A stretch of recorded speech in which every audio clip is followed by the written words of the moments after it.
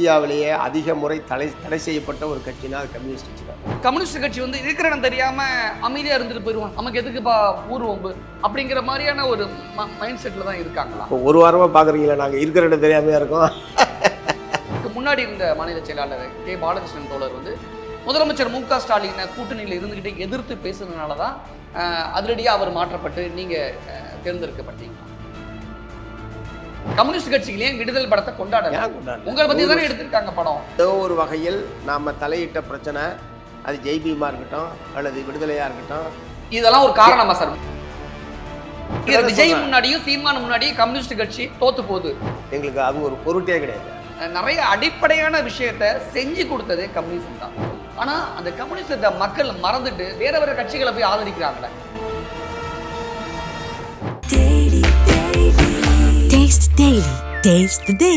SVC Aditya Ram movies தயாரிப்பில் சங்கர் இயக்கத்தில் ராம் சரண் நடிக்கும் கேம் சேஞ்சர் ஜனவரி 10 முதல். வணக்கம். இன்றைய நமது சிறப்பு விருந்தினர் மார்க்சிஸ்ட் கம்யூனிஸ்ட் கட்சியின் புதிய மாநில செயலாளர் தோழர் சண்முகம் அவர்கள்.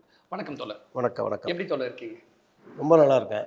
திமுக அரசின் மீது இருந்த அந்த மனக்கசப்பு இப்ப தீர்ந்து விட்டதா? கசப்பெல்லாம் ஒன்றும் எங்களுக்கு எப்போதுமே கிடையாது. அவங்களோட என்ன கசப்பு இருக்கு? அவங்க ரூலிங் பார்ட்டி, நாங்கள் தோழமை கட்சி என்கிற முறையில் எங்கள் தரப்பில் இருக்கக்கூடிய கோரிக்கைகள் குறைகள் இதை வந்து நாங்கள் வெளிப்படுத்துகிறோம், சம்மந்தப்பட்ட அமைச்சர்கிட்ட சொல்கிறோம், முதலமைச்சருடைய கவனத்துக்கு கொண்டு போகிறோம். அது ஒன்றும் கசப்பெல்லாம் கிடையாது எங்களுக்கு. கசப்பாக ஒரு சில அமைச்சர்கள் ஒரு சில திமுக முக்கிய நிர்வாகிகள் அதை வந்து கசப்பாக அவங்க எடுத்துக்கிறாங்க. எங்களுக்கு அது கசப்பெல்லாம் கிடையாது. இது எங்களுடைய கடமை. அவங்க எங்களுடைய கவனத்துக்கு வரக்கூடிய பிரச்சனைகள் மீது அரசுடைய கவனத்துக்கு கொண்டு போக வேண்டியது எங்களுடைய கடமை. அதை தான் நாங்கள் செஞ்சுருக்கிறோம். அது தொடரும். கம்யூனிஸ்ட தத்துவத்தை எடுத்து வந்த தலைவர்கள்லாம் சுயநலவாதிகளாக மாறிவிட்டார்கள், கம்யூனிஸ்ட தத்துவமே நீர்த்து போய்விட்டது அப்படின்னு ராசா பேசியிருக்காரு. உண்மையிலுமே கம்யூனிஸ்ட தத்துவம் நீர்த்து போயிருச்சா? இல்லை அவர் அதில் ஃபுல் வீடியோ பார்த்தா அது வந்து ரொம்ப பழைய காலத்தில் இருக்கக்கூடிய குருஷேவ், ஸ்டாலின் இந்த தலைவர்களை பற்றி அவர் சொல்லியிருக்காரு. இப்போ இருக்கிற தலைவர்கள் தமிழ்நாடு இந்திய சூழலில் அவர் பேசுகிற மாதிரி தெரில அந்த ஃபுல் டெக்ஸ்ட் படித்தா. ஆனால் பொதுவாகவே சுயநலவாதிகள் ஆகிட்டாங்கன்னு அவர் சொல்கிறது என்பது ஏற்கத்தக்க கருத்தல்ல. அவர் எப்படி அந்த மாதிரியான கருத்துக்கள் எங்களை வந்து நாங்கள் வெளுமூர்த்தி மாதிரி கரைச்சிக்கிறது தான் ஒவ்வொருத்தருமே கம்யூனிஸ்ட்டுகள். மக்களுடைய பணிக்காக, மக்களுடைய நலனுக்காக, உழைப்பாளி மக்களுடைய முன்னேற்றத்திற்காக எங்களையே நாங்கள் கரைத்து கொள்வது என்பது தான் கம்யூனிஸ்டுகளுடைய ஒரு அடிப்படையான ஒரு விஷயம். அதனால் அவர் எந்த அடிப்படையில் சுயநலவாதிகள்னு சொல்கிறாருன்னு தெரில. அப்படி சொன்னது என்பது ரொம்ப தவறான ஒரு கருத்து. கம்யூனிசம் நீர்த்து போய்விட்டது, கம்யூனிஸ்ட தலைவர்கள் எல்லாம் சுயநலவாதிகளாக மாறிவிட்டார்கள் அப்படிங்கிறது கண்டிக்கத்தக்கது. ஆனால் எதிர்வினையே கம்யூனிசம் ஆற்றலையோ கம்யூனிஸ்ட் கட்சிகள்? இல்லை அது எதிர்வினை ஆற்றத்தக்க ஒன்றாக இருக்கல. ஏன்னா அது வந்து திமுக தலைமைக்கிட்டேருந்து வரல. இவர் ஏதோ ஒரு இடத்துல பேசி முக்கியமான ஆளுமையில் அவர் துணை பொதுச் செயலாளர் தான். அவர் துணை பொதுச் செயலாளர், திராவிட முன்னேற்ற துணை பொதுச் செயலாளர். பட் அவங்க இதை பொறுத்த வரைக்கும் முதலமைச்சர், கழக தலைவர் அந்த மாதிரி அவங்க சொன்னாதான் அது வந்து தலைமையினுடைய கருத்தை தவிர இந்த மாதிரி ஆளாளுக்கு பேசுறது என்பது அந்த கட்சியில் வழக்கமாக இருக்குது. ஆனால் தமிழக அரசியல் களத்தில் கம்யூனிஸ்ட் கட்சி வந்து இருக்கிற இடம் தெரியாம அமைதியா இருந்துட்டு போயிடுவான், நமக்கு எதுக்குப்பா ஊர்வம்பு அப்படிங்கிற மாதிரியான ஒரு மைண்ட் செட்ல தான் இருக்காங்களா? இப்போ ஒரு வாரமா பாக்குறீங்களா நாங்கள் இருக்கிற இடம் தெரியாமையா இருக்கோம்.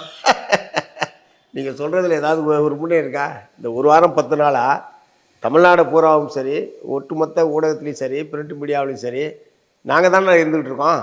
அது எப்படி நாங்கள் இருக்கிற இடம் தெரியாமல் இருக்கிறோம்னு சொல்கிறோம்? ராஜா பேசின ஒரு விஷயத்துக்கு ஒரு காட்டமான முறையில் பதில் சொல்லாதனாலேயே கம்யூனிஸ்டுகள் இருக்கிற இடம் தெரியாமல் இருந்துட்டு போயிடுவோன்ற மாதிரி என்ற முடிவுக்கு நீங்கள் வரக்கூடாது. மற்றது பூரா எல்லா பிரச்சனைகளையும் எங்களுடைய கருத்துக்களை அழுத்தமான முறையில், அது ஆளுங்கட்சிக்கு எதிரான கருத்தாக இருந்தாலும் சரி, ஆளுங்கட்சிக்கு ஆதரவான கருத்தாக இருந்தாலும் சரி, எங்களுடைய நிலையிலிருந்து எங்களுடைய கருத்துக்களை வெளிப்படையாக தெரிவிப்பது என்பது தொடர்ந்து நாங்கள் வந்து பண்ணிகிட்டு இருக்கிறோம். இந்த இஷ்யூவை பொறுத்த வரைக்கும் திரு ராஜா அவர்கள் பேசியிருக்கிற இந்த விஷயத்தை பொறுத்த வரைக்கும் அது முழுக்க இது பண்ணால் இப்போதைய சூழலில் அவர் பேசின மாதிரி தெரில. ஒரு ஆரம்ப காலகட்டத்தில் குறிப்பாக ரஷ்யாவில் நடைபெற்றிருக்கக்கூடிய சம்பவங்களோடு இணைச்சி தான் அவர் வந்து அதை பேசுகிறார். அது எப்படி இருக்கணும், அந்த காலத்துலேயும் சரி இந்த காலத்துலேயும் சரி கம்யூனிஸ்டுகளை சுயநலவாதிகள்னு அநேகமாக யாருமே சொல்லியிருக்க மாட்டாங்க. சராசரி மனிதர்கள் கூட எப்படி சொல்லியிருக்க மாட்டாங்க. ஆனால் கம்யூனிஸ்டுகள் சுயநலவாதிகளாக மாறி இருக்கிறார்கள் அப்படிங்கிற அந்த அந்த எதிர்மறையான விமர்சனம் இன்னைக்கு களத்தில் பொதுவெளியில் வைக்கப்படுதுல. அப்போ ஏதோ ஒரு விஷயம் இருக்க போய் தானே அதை ஊதி பெருசாக்கி பூதாகரமாக்க பார்க்குறாங்க. இல்லை அவர் சொல்கிறதுனாலேயே அது வந்து உண்மையாயிடாது. அவர் சொல்லியிருக்கிறதுனாலேயே அது வந்து உண்மையாயிடாது. மக்கள் யாரும் ஏற்க மாட்டாங்க. நாங்கள் எவ்வளவு பணிகள், நாங்கள் மட்டும் இல்லை, இடதுசாரிகள் எல்லோருமே இடதுசாரிகளுக்குள்ள அமைப்புகளுக்குள்ள சில சில கொள்கை ரீதியான மாறுபாடுகள் இருந்தாலும் கூட மக்கள் சேவையில் அது மக்களுக்காகத்தான் அவங்க இருக்கிறாங்களே தவிர சுயநலத்திற்காக இருக்கிறாங்க அப்படின்றத யாருமே ஏற்றுக்க மாட்டாங்க. அதனால தான் அவர் சொன்னது மிக மிக தவறானதுன்னு நான் சொல்கிறேன். சமீபத்துல முதலமைச்சரை பார்க்க முற்பட்ட கே பாலகிருஷ்ணன் தோழர் அவர்களை வந்து முதலமைச்சர் அது தவிர்த்துட்டு போயிட்டாரு. இல்லை இல்லை இல்லை அப்ப தமிழ்நாட்டுல எமர்ஜென்சியை அமல்படுத்திட்டீங்களான்னு திமுக அரசு அதான் கூட்டணியில இருந்துகிட்டே நீங்க கல்லெறியறீங்க. இந்த விமர்சனம் தான் முதலமைச்சர் கம்யூனிஸ்ட் கட்சியை அவாய்ட் பண்ணிட்டு போறாரா? இப்போ என்னை வந்து கை கொடுத்து வாழ்த்துக்கள் சொன்னார், அதை என்ன சொல்கிறீங்க? அதே மேடையில் என்னை வந்து கையை கொடுத்தா, ஏன்னா அப்போ தான் முதல்ல சந்திக்கிறோம். அதுக்கு முன்னாடி ட்வீட் பண்ணிட்டாரு. எதிர்வினையாற்றுனது இன்னொரு தோழர் தானே? இல்லை அதுக்கு முன்னாடி ட்வீட் பண்ணிட்டாரு. அப்புறம் ஃபோன்லேயே என்கிட்ட வந்து வாழ்த்துக்கள் தெரிவித்தார். அன்றைக்கி முதல் மேடையில் சந்திக்கிற போது கையை பிடிச்சிட்டு வாழ்த்துக்கள், நல்லா செயல்படுங்க அப்படின்னு சொல்லி வாழ்த்துக்கள் தெரிவித்தார். அது முற்றிலும் தவறான ஒரு செய்தி. அது நாங்கள் முதலமைச்சரை சந்திக்கிறதுக்கு நேரம் கேட்குறதுன்னு ஏற்கனவே முடிவு பண்ணியிருக்கோம். அதாவது ஒரு சர்ச்சை சிபிஎம்முக்கும் திமுகவுக்குமான ஒரு சர்ச்சை என்பது போய்கிட்டே இருக்கு. ஸோ அந்த சர்ச்சைக்கு ஒரு முற்றுப்புள்ளி என்பது வைக்கப்பட வேண்டும். நாங்கள் எந்த நோக்கத்தில் இந்த கோரிக்கைகள் அல்லது இந்த மாதிரியான கருத்துக்கள் இதையெல்லாம் நாங்கள் வெளிப்படுத்துகிறோம் என்பதை முதலமைச்சரை நேரில் சந்தித்து நம்ம வந்து விளக்கம் அளிப்பது. அரசு என்ன செய்ய வேண்டும், இப்போ சட்டம் ஒழுங்கு இது இப்போ இந்த போராட்டத்துக்கு அனுமதி தருகிற பிரச்சனையாக இருக்கட்டும், சாம்சங் பிரச்சனையாக இருக்கட்டும், அல்லது வேறு சில பகுதியினுடைய கோரிக்கைகள் பெண்டிங் இருக்குது, அது சம்மந்தமாக நிறைவேற்றப்படாத தேர்தல் கால வாக்குறுதிகள் இருக்குது. ஸோ அதெல்லாம் நிறைவேற்ற வேண்டியது எவ்வளோ அவசியம் 26 தேர்தலுக்கு முன்பாக. இது போன்ற விஷயங்களை பூரா முதலமைச்சரோடு நேரடியாக பேச வேண்டும் என்பதற்காக அவரோட நேரம் கேட்குறதுன்றது ஏற்கனவே நாங்கள் முடிவு பண்ணியிருக்கோம். அந்த முறையில் அவர் வந்து அவருடைய நேர்முக உதவியாளர் திரு தினேஷ் அவர்களிடம் பேசுகிறதுக்காக தான் கேள்வி பண்ணார் தவிர முதலமைச்சர்கிட்ட பேசுகிற பிரச்சனையே இல்லை. எப்போதுமே அவருடைய நேர்முக உதவியாளர் திரு தினேஷ் அவர்கள் மூலமாக தான் ஃபிக்ஸ் பண்ணுவாங்க, அவர் மூலமாக தான் தகவல் வரும். அப்படி தான் கடந்த 3 ஆண்டு காலமாக எங்களுடைய சந்திப்பு என்பது நடைபெற்று கொண்டிருக்கு. அந்த முறையில் முதலமைச்சர் முன்னாடி போகிறாரு, பின்னாடி தினேஷை பார்க்குறதுக்கு தான் இவர் போகிறார். முதலமைச்சரை விடவா தினேஷ் முக்கியமான ஆளுமையாக இருக்கு? அவர் மூலமாகத்தான் எல்லாமே ஃபிக்ஸ் பண்ணப்படுது. ஏன்னா அவர் தான் நேர்முக உதவியாளர். அவருடைய நேரத்தை அந்த இடத்துல முதலமைச்சர் இருக்கும்பொழுது முதலமைச்சரை பார்த்துட்டு வேணா அவருடைய உதவியாளரை பார்க்கணும்னு அவசியமே இல்லையே. இல்லை, முதலமைச்சர் நேரத்தை தீர்மானிக்க முடியாதுல்ல. அவருடைய பணிகள் என்ன, என்னைக்கு பார்க்க முடியுன்றதுலாம் முதலமைச்சர் எப்படி தீர்மானிக்க முடியும்? சண்டை போட்டுட்டு சமாதானமாகிறது முதலமைச்சர் சந்திக்க போறீங்களா? இல்லை இல்லை இல்லை இல்லை, சண்டையே கிடையாதுங்க. இப்போ நீங்கள் சொன்னீங்க இல்லையா, திமுகவுக்கும் கம்யூனிஸ்டுக்கும் அந்த சர்ச்சை என்பதற்கும் சண்டைக்கும் பெரிய வித்தியாசம் இருக்கு. ஆமாம், அந்த சர்ச்சையை ஏன் உருவாக்குனதே கம்யூனிஸ்ட் கட்சி தான். இல்லை இல்லை இல்லை, நாங்கள் எப்படி அதுக்கு காரணமாக முடியாது? ஏங்க இல்லை இல்லை, திமுக இது நாங்கள் கல்லறியில் இப்பயும் சொல்கிறேன். நான் திரும்பவும் அந்த கோரிக்கை, அந்த விமர்சனங்கள் எல்லாமே சரியான முறையில் வைத்திருக்கிறோம் என்பது தான் என்னுடைய கருத்து. கல்லறிஞ்செல்லாம் கிடையாது. தமிழ்நாடு பூரா பல்வேறு பிரிவு மக்களும் போராட்டங்களுக்கு அனுமதி கேட்குற போது, பல்வேறு அமைப்புகளும் கேட்கிற போது அனுமதி மறுக்கப்படுவது என்பது வழக்கமான ஒன்றாக இருக்குது தமிழ்நாட்டில். நேற்றைக்கு கூட சட்டமன்றத்தில் வலுவான முறையில் அது சம்பந்தமான விவாதம் நடந்திருக்கு. அதுக்கு ஒரு சமாதானம் சொல்லியிருக்கார் முதலமைச்சர் அவர்கள். திமுக காரங்க மேலே கூட தான் வழக்கு போட்டிருக்காங்க அப்படின்ற அது வந்து பதில் கிடையாது. திமுக மேலே கூட வழக்கு போட்டிருக்குன்றதுனாலேயே இந்த அனுமதி மறுத்தது பூரா நியாயமான ஒன்றாக ஆகிவிடாது. அரசியல் சாசனத்துறை பிரிவு 19 ஒன்று கூடுகிற உரிமையை, போராடுகிற உரிமைகளை இந்திய நாட்டு மக்களுக்கு அடிப்படை உரிமையாக வழங்கப்பட்டிருக்கு. அந்த அடிப்படை உரிமை தமிழ்நாட்டில் மறுக்கப்படுவது என்பதை திமுகவின் மீதான வழக்கின் மூலமாக சமப்படுத்த முடியாது. அது எங்களுக்கு மட்டும் இல்லை, எல்லாருக்குமே போராடுகிற இதை வந்து இவங்க மறுக்கிறாங்க. மீறி போனால் வழக்கு போடுறது, அல்லது சிலரை சிறையில் அடைப்பது, அல்லது போராட்டத்துக்கே அனுமதிக்காமல் முன்கூட்டியே தடுத்து நிறுத்துவது போன்ற அணுகுமுறைகளை தான் காவல்துறை கடந்த பல ஆண்டுகளாக இது பண்ணிருக்காங்க. ரெண்டாவது குறிப்பிட்ட இடத்துல மட்டும்தான் இது பண்ணணும். இப்போ அவர் முதலமைச்சர் கூட சொல்லி, ஆனால் 3 வருஷமா எதிர்ப்பு தெரிவிக்காம இப்போ மட்டும் எதிர்ப்பு தெரிவிக்கிறீங்க. 3 வருஷமா எதிர்ப்பு தெரிவிச்சுட்டார். ஆனால் இப்போ மட்டும் எதிர்ப்பு பெருசாக பேசப்படுது. அதனால அது வந்து பெருசாகிடுச்சு. அந்த முரசொலியில் ஒரு இது எழுதினாங்களே தவிர 3 வருஷமாக இது பேசிக்கிட்டே தான் இருக்கோம். நாங்கள் அனுமதி யார் போராடினாலும் போராட்டத்திற்கு அனுமதி தர வேண்டியது காவல்துறையினுடைய கடமை. அதை ஒழுங்குபடுத்தலாமே தவிர போராட்டத்திற்கு தடை விதிப்பது என்பது, அனுமதி மறுப்பது என்பது அரசியல் சாசனத்துக்கு விரோதமானது. அது கடுமையான அப்படின்னு பேசுனதுனால அது வந்து இவ்வளவு பெரிய சர்ச்சையா இப்படி ஒரு விமர்சனம் தேவையா திமுகவுக்கு எதிராக? நிச்சயமாக இது கூட்டணி தர்மமா, நியாயமா? ஏங்க, நான் அரசியல் சாசன அடிப்படை உரிமை மீறப்படுதுன்னு சொல்றேன். அதை அவங்க சரி பண்றதுக்கு எந்த விதமான முயற்சியும் எடுக்கல. கடைசியாக எங்களுடைய மாநில மாநாடு, ஒரு கட்சியினுடைய அரசியல் கட்சியினுடைய மாநில மாநாடு, அதை ஒட்டி ஒரு பேரணிக்கு அனுமதி கேட்குறோம்.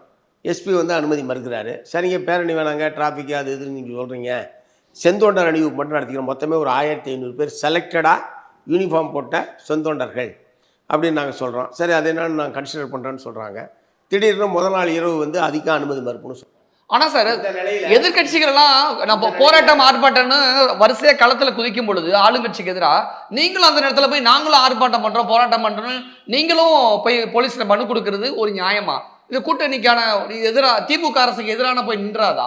ஏங்க நாங்கள் வந்து எங்கள் மக்களை பாதுகாக்கிறதுக்காக எங்கள் மக்களுடைய கோரிக்கைகளை வெளிப்படுத்துறதுக்காக தான் நாங்கள் கட்சி வச்சிருக்கோம். நான் ஓப்பனாவே தோழமை கட்சின்றதுக்காக இல்லை. நான் யார் ஓப்பனாவே ஆளுங்கட்சியாக இருந்தாலும் யார் திமுகவில் இருந்து கம்யூனிஸ்ட் கட்சி வெளியேற பாக்குதா? கிடையாது, அதெல்லாம் கிடையாது. இன்றைக்கு மத்தியில் பிஜேபி ஆட்சி தொடரக்கூடிய நிலையில் மாநில அதிகார பறிப்பு இந்த பல்கலைக்கழக மானிய குழுவினுடைய விதிமுறை மாற்றம் ஒரு இது வந்திருக்குது. இப்போ 2 நாளைக்கு முன்பாக அது எவ்வளோ கொடூரமானது. மாநில அரசாங்கத்தினுடைய ஒட்டுமொத்தமாக கல்வித்துறையுடைய அதிகாரத்தையே பறிக்கக்கூடிய வகையிலான ஒரு உத்தரவு.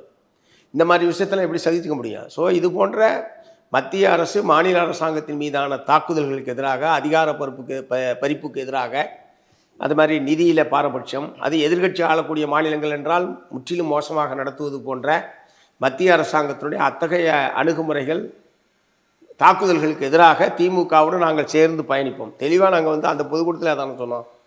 அதில் ஒன்றும் திமுக விட்டு வெளியேற பிரச்சனையே இல்லை. அதே நேரத்தில் திமுகவிடம் இருக்கக்கூடிய குறைகளை இடிப்பாறை இல்லா ஏமரா மன்னன் கெடுப்பாறை நானும் கெடுன்னு சொல்லி வச்சிருக்காங்க. அதை தான் இப்போ பண்ணிட்டு இருக்கிறோம். தோழமை என்ற முறையில் எடுத்துரைப்பது எங்களுடைய கடமை. அதான் செஞ்சுட்டு. ஆனா கம்யூனிஸ்ட் கட்சி குழந்தை கிள்ளி விட்டுட்டு தொட்டிலையும் ஆட்டி விட பாக்குதோ? திமுக ஒன்றும் குழந்தை கிடையாதுங்க. அவங்க எவ்வளோ நாளா, அவங்களும் கிட்டத்தட்ட 75 வருஷத்துக்கு மேலே அவங்க கட்சி ஆரம்பிச்சாச்சு. பல்லாண்டு காலம் அவங்க வந்து ஆளுங்கட்சியாக தமிழகத்தில் ஒரு மிகப்பெரிய சக்தி. அப்புறம் ஏன் கம்யூனிஸ்ட் கட்சி நீங்களாவே சண்டைக்கு போறீங்க, நீங்களாவே சமாதானத்துக்கு போறீங்க? இல்லை ஏற்கனவே சட்டம் மக்களுக்கு வழங்கி இருக்கக்கூடிய உரிமைகளை பறிப்பதற்கு, இப்போ உதாரணத்துக்கு சங்க பதிவு, சாம்சங் யூனியனுடைய சங்க பதிவுங்க, அது சட்டம் வழங்கியிருக்கக்கூடிய ஒரு உரிமை. தொழிலாளர் நலத்தினுடைய வேலை அது பதிவு செஞ்சது. இதை செய்யலைன்னா கேட்காம அப்படின்னா வாய் மூடிட்டு இருக்கணுமா? ஆனா அந்த இடத்துல கம்யூனிஸ்ட் கட்சி விட்டு கொடுத்து போனுச்சு அப்படிங்கிறது உண்மைதானே? விட்டெல்லாம் போலியே, இன்னைக்கு வரைக்கும் ஃபைட் பண்ணிட்டு தான் இருக்கோம். யார் விட்டு போயிட்டா? ஆனா திமுக ஒத்து வர மாட்டேங்குதோ? ஒத்து வரல. அப்ப திமுக கம்யூனிஸ்ட் கட்சியை கழட்டி விட பாக்குதோ? கிடையாது. முதலமைச்சர் வந்து தலையிட்டு தான் அந்த பேச்சுவார்த்தையே நடந்தது. ஒருவேளை திமுகக்கு இப்படி ஒரு பயம் இருக்குமா? விடுதலை சிறுத்தைகளும் காங்கிரசும் ஆட்சியிலும் பங்கு, அதிகாரத்திலும் பங்கு கேட்கிறாங்க, கம்யூனிஸ்ட் கட்சியும் கேட்டுருமோங்கிறதுக்காக திமுக வந்து கம்யூனிஸ்ட் கட்சியை அடக்கி வைக்க பாக்குதோ? நாங்கள் என்னைக்குமே முதலாளித்துவ கட்சிகள் அரசாங்கத்தில் ஆட்சியில் பங்கு, அதிகாரத்தில் பங்கு என்று கேட்குற பிரச்சனையே இல்லை. கொள்கை அடிப்படையில் நாங்கள் அதை கேட்க மாட்டோம். இன்னைக்கு இல்லை, என்னைக்குமே கேட்க மாட்டோம். என்னைக்குமே கேட்க மாட்டீங்க. இது வந்து கம்யூனிஸ்ட் கட்சியோட தலைமையோட நிலைப்பாடு. ஆனா தொண்டர்களோட நிலைப்பாடு, ஒவ்வொரு தேர்தலுக்கும் வெறும் 2 சீட்டு கம்யூனிஸ்ட் கட்சிக்கு போதுமா? சீட்டே பிரச்சனை இல்லை சார். நாங்கள் வந்து இப்போ உதாரணத்துக்கு பிஜேபி வரக்கூடாதுன்றதுக்காக இவங்களோட சேர்ந்தோம். இதெல்லாம் ஒரு காரணமா சார்? மோடி எதிர்க்கிறோம், பிஜேபி எதிர்க்கிறோங்கிறதுக்காக மத்திய ஒரு இந்தியாவுடைய ஆட்சி அதிகாரம் யாரிடம் இருக்க வேண்டும் என்பது அவ்வளவு சாதாரணமான விஷயமா இருக்கு அவங்களுக்கு. இந்தியாவுடைய ஆட்சி அதிகாரம் யார் கையில் இருக்க வேண்டும்? இந்திய நாட்டு மக்களுடைய ஒற்றுமை பற்றி கவலைப்படாத, மதவெறி, வகுப்புவாதம் அப்படின்னு இது பண்ணிட்டு இருக்கிற, முழுக்க கார்ப்பரேட் ஆதரவு அரசியலை நடத்தி கொண்டிருக்கிற, ஆட்சி கார்ப்பரேட்டுகளுக்கு ஆதரவாக நடத்தி கொண்டிருக்கக்கூடிய ஒரு அரசாங்கம் வரக்கூடாது என்பதை விட முக்கியமான பிரச்சனை உங்களுக்கு. அப்புறம் எதுக்கு உயர் ஜாதி ஏழைகளுக்கு 10% இடஒதுக்கீடு தரும் பொழுது ஏன் கம்யூனிஸ்ட் கட்சி ஆதரிச்சு ஓட்டு போடணும்? உயர் சாதிகள்லையும் ஏழைகள் இருக்காங்க. உயர் சாதி என்பதனாலேயே என்ன அப்படி சொல்றீங்க? தொண்டர்கள், கம்யூனிஸ்ட் தொண்டர்களே நம்ப மாட்டாங்க சார். இல்ல உயர் ஜாதியில ஏழையே இல்லையா? ஏன் அதுக்காக நீங்க ஆதரிக்கணும்? திமுக எதிர்த்துச்சு. நான் கேட்கிற கேள்வி திமுக எதிர்த்து எதிர்க்கிறதுனால நாங்க அதை திமுகவோட தேர்தல் உடன்பாடு, ஒத்த கருத்துக்களும் இருக்கு, எதிர்மறையான விஷயங்களும் இருக்கு. ஒத்த கருத்துல அவங்களோட சேர்ந்து நிற்போம். எதிர்மறையான விஷயங்களை எங்க நிலைப்பாட்டிலேருந்து நாங்க வெளித்தளத்தில் சொல்றோம். இந்த இடபிள்யூஎஸ் பொறுத்த வரைக்கும் உயர் சாதியில ஏழைகளே இல்லை நீங்க சொல்றீங்களா? பிணை எரிக்கக்கூடிய பார்ப்பனர்கள் உங்களுக்கு தெரியும். உயர் ஜாதிகள் ஏழைகள் பத்தி கம்யூனிஸ்ட் தோழர்களுக்கு என்ன அக்கறை, என்ன கவலைன்னு கேட்கிறேன். எல்லா ஏழைகளை பற்றி நாங்கள் கவலைப்படுறோம். ஆனா கம்யூனிஸ்ட்ல இருக்கக்கூடிய ஏழைகள் இருக்காங்கல்ல, ரத்தம் சிந்தி டெய்லி வாழக்கூடிய வாழ்க்கை தானே, அவங்கள பத்தி தானே கம்யூனிஸ்ட் தோழர்கள் அதிகமா கவலைப்படணும். ஆமா, வேற யாரை பத்தி கவலைப்படுறோம்? ஆனா நீங்க உயர் ஜாதி ஏழைகளை பத்தி கவலைப்படுறீங்க. இது ஒரு மத்திய அரசாங்கம் ஒரு சட்டத்தை கொண்டு வருது, அதை ஆதரிச்சிருக்கிறோம், அவ்வளவுதானே தவிர அதுல அவங்க போன வருமான வரம்பு போக்குவரத்தை நாங்கள் ஏத்துக்கல. 8 லட்சம் வருமான வரம்பு என்பதையெல்லாம் கம்யூனிஸ்ட் கட்சி ஏற்றுக்கல. முதல்ல சட்டத்தை கொண்டு வர்றான், அதுக்கப்புறம் ரூல்ஸை ஃப்ரேம் பண்ணுறான். அந்த சட்டத்துக்கு ஆதரவு தெரிவிச்சுட்டு மோடிக்காக தான், பிஜேபிக்கு எதிராக தான் நாங்கள் திமுக கூட்டணி வைக்கிறோங்கிற இது முரண்பட்ட கருத்தா தெரியலையா? இல்லை அதெல்லாம் முரண்பட்ட கருத்துலாம் கிடையாது. இந்த விஷயத்தில், இந்த குறிப்பிட்ட விஷயத்தில் பிஜேபி அரசாங்கம் சட்டத்தை கொண்டு வந்தது. உயர் சாதியில் இருக்கக்கூடிய ஏழைகளுக்கும் ஒரு குறிப்பிட்ட சதவீதம் இடஒதுக்கீடு, அந்தந்த மாநிலத்தினுடைய தன்மைக்கேற்ப எவ்வளவு பர்சன்டேஜ் என்பதை மாநிலங்கள் தீர்மானிக்கலாம். தான் சட்டம். இப்போ தமிழ்நாடு அரசாங்கம் இது வரைக்கும் தீர்மானிக்கல, யாரும் அதை வற்புறுத்தல, பிரச்சனை இல்லை. இந்த ஸ்ட்ராட்டஜியை புரிஞ்சுக்க முடியல கம்யூனிஸ்ட் கட்சி. இந்த விஷயத்தை இப்படி அணுகுன விஷயத்த சரியா புரிஞ்சுக்கவே முடியல, எடுத்துக்க முடியல. உயர் சாதியில் ஏழைகள் இருக்கிறார்கள் என்பது உண்மை. அந்த ஏழைகள், அதாவது உயர் சாதியில் பிறந்துட்டதுனாலேயே எல்லாருமே வசதியானவனாக இருக்கான், பட்டியல் சாதியில் பிறந்ததுனால எல்லாமே பரம ஏழைகளா இருக்கான், அது உண்மை இல்லையா? அப்படின்றது உண்மை கிடையாது. உண்மை இல்லையா? எல்லாம் பாருங்க, பட்டியல் சாதியிலையும் முதலாளிகள் இருக்காங்க, பழங்குடியிலையும் முதலாளி இருக்காங்க. எத்தனை பேர் இருக்காங்க? எத்தனை விழுக்காடு இருக்காங்க சார்? மாற்றங்கள் ஏற்பட்டிருக்கு என்பது. பட்டியலிடத்துல ஒரே ஒரு முதலாளி இருக்கான், உயர் ஜாதியில ஒரே ஒரு முதலாளி இருக்கான், ரெண்டு ஒண்ணா ஒண்ணு கிடையாது. அப்புறம் இல்ல முன்னாடி இந்த இடத்துல தானே கம்யூனிசம் தோத்து போகுது. இந்த இடத்துல உலகமயமாக்கல் சூழ்நிலையில எல்லா சாதியிலையும் முற்போக்காளர் இருக்கான், பிற்போக்காளர் இருக்கான், பணக்காரர் இருக்கான், ஏழை இருக்கான். இது பூரா சமூகத்தில் ஏற்பட்டிருக்கிற மாற்றங்கள். முதல்ல நீங்க அதை உள்வாங்கணும். சும்மா பழையபடி அப்படியே பேசிட்டு இருக்கக்கூடாது. இந்த மாற்றங்கள் ஏற்பட்டிருக்கிறது உண்மையா இல்லையா? இருக்கிற வாய்ப்புகளை பயன்படுத்தி பல பேர் முன்னேறி இருக்காங்களா இல்லையா? இந்த 50-60 வருஷத்துடைய இடஒதுக்கீட்டு வாய்ப்பை பயன்படுத்தி ஐஏஎஸ் ஐபிஎஸ் இந்த மாதிரிலாம் போனவங்கலாம் பல பேர் பொருளாதார ரீதியாக உயர்ந்திருக்காங்களா இல்லையா? எல்லாருமே பரமேலையாக இருக்காங்கன்னு எப்படி சொல்ல முடியும்? ஸோ அதனால் நாங்கள் அதாவது இப்போ இருக்கிற மாற்றங்களை உள்வாங்கணும். அது ஃபர்ஸ்ட் பாயிண்ட்டு. உயர் சாதியில் ஏழைகள் இருக்கிறார்கள் என்பது உண்மை. ரெண்டாவது, அந்த சட்டத்தில் அந்தந்த மாநிலங்கள் தான் அந்த பர்சன்டேஜ் எவ்வளோன்றது தீர்மானிக்கணும்னு தெளிவாக இருக்குது. அதனால் மாநிலங்கள் தான் அதை தீர்மானிக்க போகுது. இது ஒரு பொதுவான சட்டம். ரெண்டாவது, மத்திய அரசாங்கம் அதற்கான அந்த வருமான வரம்பை அறிவித்த போது கடுமையாக நாங்கள் பாராளுமன்றத்தில் எதிர்த்து தெரிவிச்சிருக்கோம். மற்றவங்களுக்கு பூரா 2 லட்சம், இவங்களுக்கு 8 லட்சம்னா என்ன அநியாயமாக இருக்குது அப்படின்னு சொல்லிட்டு நாங்கள் ஏற்றுக்கல. இதுதான் அதில் எங்களுடைய நிலைப்பாடு. அதில் ஒவ்வொருத்தரும் ஒவ்வொரு கட்சிக்கும் ஒரு நிலைப்பாடு இருக்கலாம்.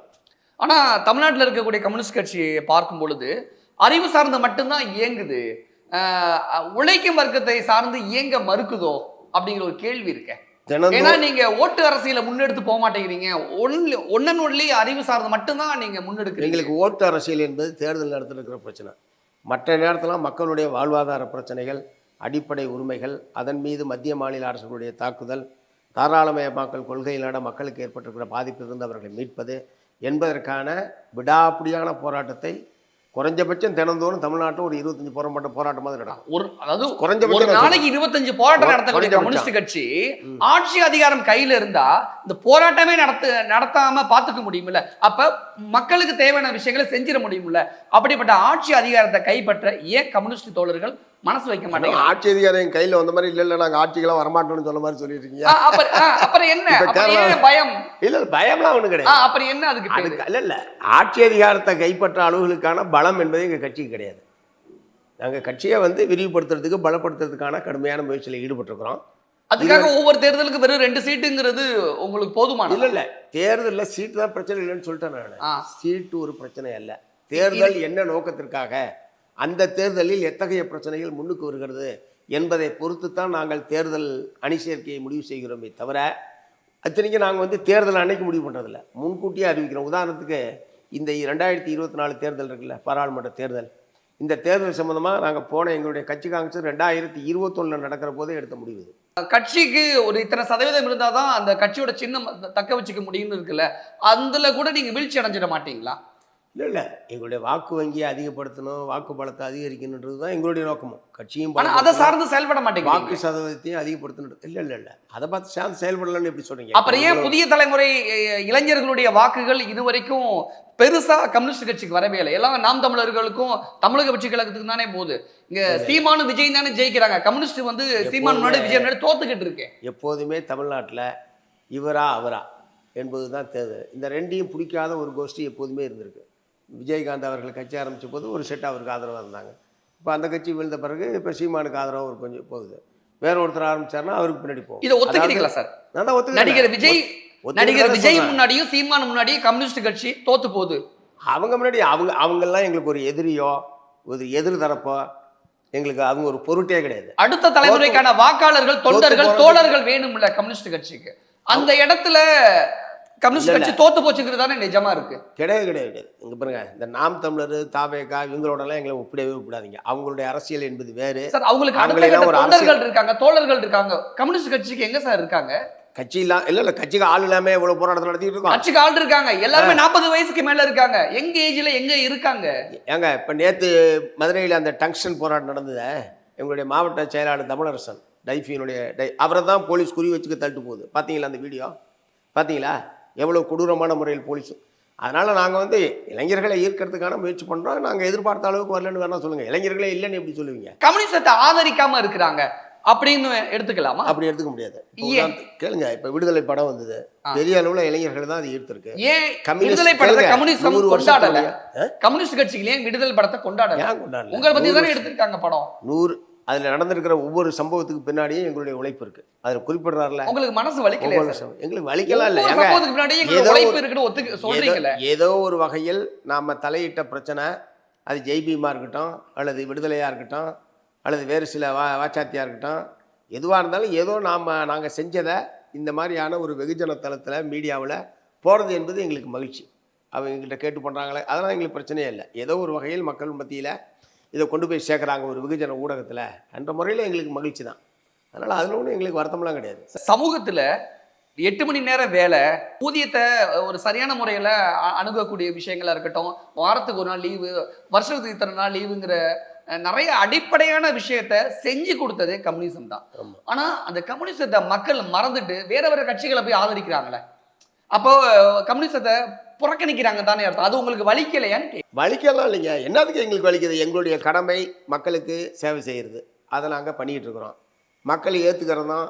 தேர்தல் அரசியலோட தயவுசெய்து நான் உங்கள்கிட்ட என்ன சொல்ல விரும்புகிறேன்னா, தேர்தல் அரசியலோட போட்டு கம்யூனிஸ்ட் கட்சியை மதிப்பிடாதீங்க. இன்னும் எத்தனை வருஷத்துக்கு இதே தத்துவத்தை சொல்லி உங்களை நீங்களே ஏமாத்திக்கிட்டு இருப்பீங்க சார்? ஏமாத்துறது கிடையாது. நான் தான் சொல்றேன், தேர்தல் அரசியலோட எங்களை ஒப்பிடாதீங்க. எத்தனை சீட்டு ஜெயிக்கிறது? தேர்தல் அரசியத்தில் களம் காணுவதற்கு கம்யூனிஸ்ட் கட்சிகளுக்கு பயம் இருக்கு? கிடையாது. தேர்தலை நாங்கள் ஏற்றுக்கிறோம். அதனால தான் பாராளுமன்றம் சட்டமன்றத்தினுடைய நடவடிக்கையில் நாங்கள் பங்கேற்கிறோம். உரிய இடத்துல பிரச்சனையை எழுப்பதற்கான அதில் ஒரு வாய்ப்பு இருக்கின்ற முறையில் நாங்கள் அதெல்லாம் நிராகரிக்கல. ஆனால் தேர்தலில் எத்தனை இடங்களில் நாங்கள் வெற்றி பெற்றிருக்கிறோம் என்பதை மட்டுமே வைத்துக்கொண்டு கம்யூனிஸ்டுகளுடைய செல்வாக்கை மதிப்பிடக்கூடாது. அது மிக மிக தவறானது. தேர்தலை ஜெயிச்சாலும் ஜெயிக்கலனாலும் மக்களுடைய குரலை எதிரொலிக்கக்கூடிய ஒரு இயக்கமாக இருப்பது என்பது கம்யூனிஸ்டுகள் தான், கம்யூனிஸ்ட் கட்சி தான் என்பதை கூரையில் நின்று என்னால் கூற முடியும். நீங்க சொல்றது உண்மை. சோவியத்துல கூட ஆட்சியை கைப்பற்றிய பிறகுதான் சோவியத்திலே மிகப்பெரிய ஆட்சி மாற்றம் ஏற்பட்டது. அது வந்து எங்க சோவியத்துல ஒப்பிடாதீங்க. எங்க அது வந்து புரட்சியின் மூலமாக ஆட்சி அதிகாரத்தை உழைப்பாளி வர்க்கம் கைப்பற்றி தொழிலாளி வர்க்கம் ஆட்சியை நடத்த முடியும் அப்படின்னு உலகத்துக்கு முதல்ல காமிச்சது. அதையும் இங்க இருக்கிற தேர்தல் உழைக்கும் வர்க்கத்திற்கு துணை நிற்கக்கூடிய கம்யூனிசம் வந்து இங்க முதலாளிக்கு கீழே தான் செயல்படுங்கிற நிலை தானே இங்க இருக்கு. நீங்க அப்படின்னா நம்ம ரொம்ப நேரம் பேசணும். அதாவது இந்தியாவிலேயே அதிக முறை தடை செய்யப்பட்ட ஒரு கட்சினா அது கம்யூனிஸ்ட் கட்சி தான். இந்த 100 வருஷத்தில் சுதந்திரம் வாங்கினதுக்கு பிறகும் 2 முறை கம்யூனிஸ்ட் கட்சி தடை செய்யப்பட்டிருக்கு. அப்படிப்பட்ட பிரச்சனையெல்லாம் வேறு எந்த கட்சிக்குமே இந்தியாவில் கிடையாது. உண்மை. பல ஆயிரக்கணக்கான தோழர்கள் படுகொலை செய்யப்பட்டிருக்கிறார்கள். கம்யூனிஸ்ட் கட்சியினுடைய முன்னோடிகள் பல ஆயிரக்கணக்கான பேர் சிறையில் இருந்திருக்கிறார்கள். இந்த மாதிரியான கொடுமையான அடக்குமுறைக்கும் தடை செய்யப்பட்டதற்கும் இந்த மாதிரியான இந்த மாதிரியான பிரச்சனைகளெல்லாம் வேறு கட்சிக்கு எதுவுமே கிடையாது. இதுக்கு மத்தியில் தான் கம்யூனிஸ்ட் கட்சி தன்னை தக்க வைத்துக் கொண்டிருக்கிறது, முன்னேறுவதற்கு. அடுத்தடுத்த தலைமுறை வந்து ஆமாம் இயல்பு. இப்போ ஜோதிபாசு, சுர்ஜித், EMS நம்பூதிரிபாடு, AK கோபாலன், அல்லது தமிழ்நாட்டில் வந்து A நரசிம்மன், சங்கரையா, இப்படி பெரிய லெஜெண்ட்ஸ் அவங்கெல்லாம். ஆனா இன்னைக்கு இருக்கக்கூடிய தலைவர்கள் சண்முக தோழர், K பாலகிருஷ்ணன் தோழர்களுக்கெல்லாம் அந்த அளவுக்கு அந்த எழுச்சி இல்லையோ? இருக்காது சார். ஏன் அவங்க விடுதலை போராட்ட வீரர்கள். இப்போ சங்கரையா எடுத்துக்கிட்டிங்கன்னா 9 வருஷம் ஜெயிலில் இருந்தவர். எனக்கு அந்த வாய்ப்பே இல்லை சார். அவர் விடுதலை போராட்ட வீரர். ஏன் நீங்கள் அந்த வாய்ப்பை உருவாக்க கூடாது? இல்லை, வாய்ப்புன்றது நாங்களாக உருவாக்கிறது. இப்போ எத்தனையோ தினமும் போராட்டத்தில் இருக்கிறோம். அரசாங்கம் உள்ளே வச்சா நான் ஜெயிலுக்கு போக மாட்டேன் நான் சொல்லிட்டு இருக்கேன். அது அவங்க அந்த அப்போது நிலவிய ஒரு அரசியல் சூழல், அவங்களுக்கு இருந்த அந்த வாய்ப்பு. இப்போ இருக்கிற அரசியல் சூழலே வேற. அதனால அவங்களோட நம்மள லெஜெண்ட்ஸ். ஆனால் தமிழக அரசியலை பார்க்கும் பொழுது தமிழ்நாட்டுடைய முதல் எதிர்கட்சி அப்படின்னா அது கம்யூனிஸ்ட் கட்சி தானே. ஆனால் அப்படிப்பட்ட கம்யூனிஸ்ட் கட்சி கழுதை தேஞ்சி கட்டெரும்பு ஆன கதையா இன்னைக்கு கட்டெரும்பும் தேஞ்சி வெறும் எறும்பா இருக்கு. அதாவது இங்கே திராவிட இயக்கம் துவங்கினதுக்கு பிறகு கம்யூனிஸ்ட் கட்சியினுடைய செல்வாக்கு என்பது குறைய ஆரம்பிச்சது. ஏன்னா நாங்கள் தான் உண்மையான கம்யூனிஸ்ட்னு அண்ணா அவர்கள் பிரச்சாரம் பண்ணதெல்லாம் இருக்குது. நாங்கள் தென்னிந்தியாவில் நாங்கள் தான் உண்மையான கம்யூனிஸ்ட்டு அப்படின்னு சொல்லி தான் அவங்க கட்சி ஆரம்பித்தோன்னே இது பண்ணாங்க. அதில் கம்யூனிஸ்ட் கட்சியினுடைய ஒரு வளர்ச்சி என்பது தடைப்பட்டது. அதில் ஒன்றும் சந்தேகம் இல்லை. அந்த மாதிரி பல காரணங்கள் இருக்குது. தமிழ்நாட்டை பொறுத்த வரைக்கும் ஒன்று அதிமுக அல்லது திமுக, இதை விட்டால் கம்யூனிஸ்ட் கட்சிக்கு வேறு வழியே இல்லையா? பல முறை ஒரு 3வது மாற்றுக்கான முயற்சி தமிழ்நாட்டில் நடைபெற்றிருக்கு. இப்போ கடைசியா மக்கள் நல கூட்டணி 2016 மக்கள் நல கூட்டணி, அதற்கு முன்பாக மக்கள் ஜனநாயக கூட்டணி, அதுக்கு முன்னாடி 14 கட்சி கூட்டணி, இப்போ பல முயற்சிகள் என்பது இந்த 2 திராவிட கட்சிகள் இல்லாத ஒரு 3வது மாற்றுக்கான முயற்சி அவ்வப்போது மேற்கொள்ளப்படுது. கால அவகாசம் வேணும்ல. அப்ப ஒரு நீங்களும் வருஷம் தானே அதிகாரத்தை கைப்பற்ற நோக்கில தான் கம்யூனிஸ்ட் கட்சியிலும் இனிமேல் இடதுசாரி. செயல்பட ஆமாம், போகுது. இப்போ கேரளாவில் ஆட்சி அதிகாரத்தில் இருக்கிறோம், ஏற்கனவே பெங்காலில் இருந்தோம், திரிபுராவில் இருந்தோம்.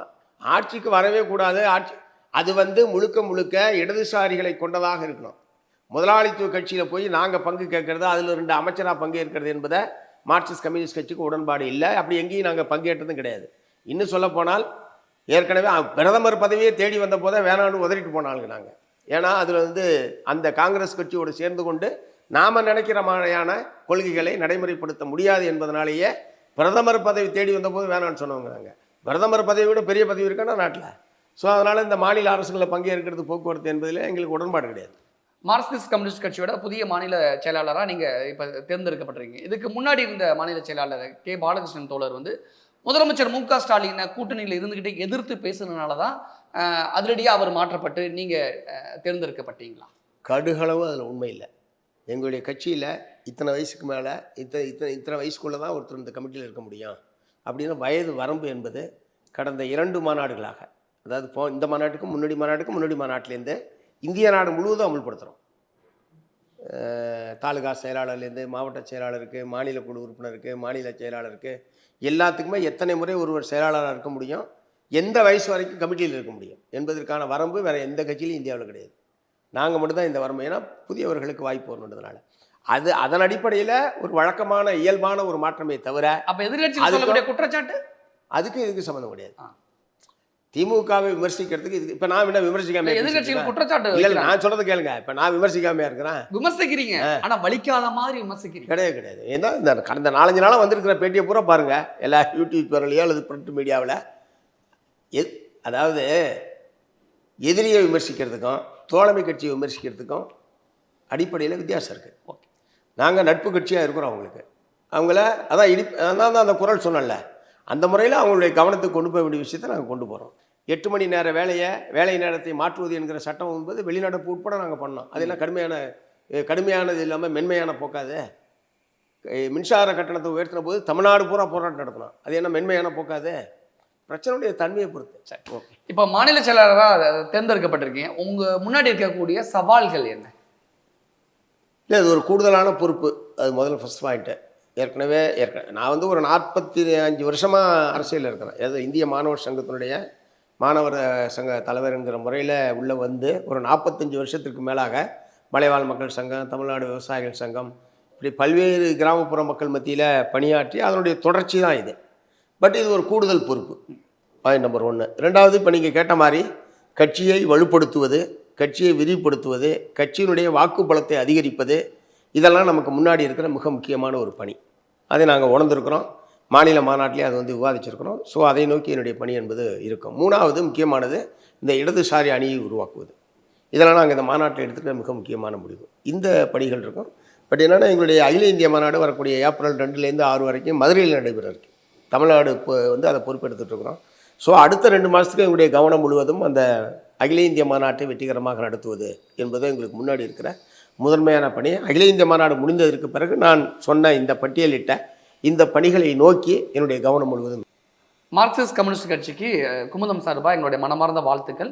நிறைய விஷயங்கள் எங்க கூட ஷேர் பண்ணிக்கிட்டீங்க. மிக்க நன்றி. மிக்க நன்றி. மிக்க நன்றி. Taste the Daily. SVC Aditya Ram movies தயாரிப்பில் சங்கர் இயக்கத்தில் ராம் சரண் நடிக்கும் கேம் சேஞ்சர் ஜனவரி 10 முதல்.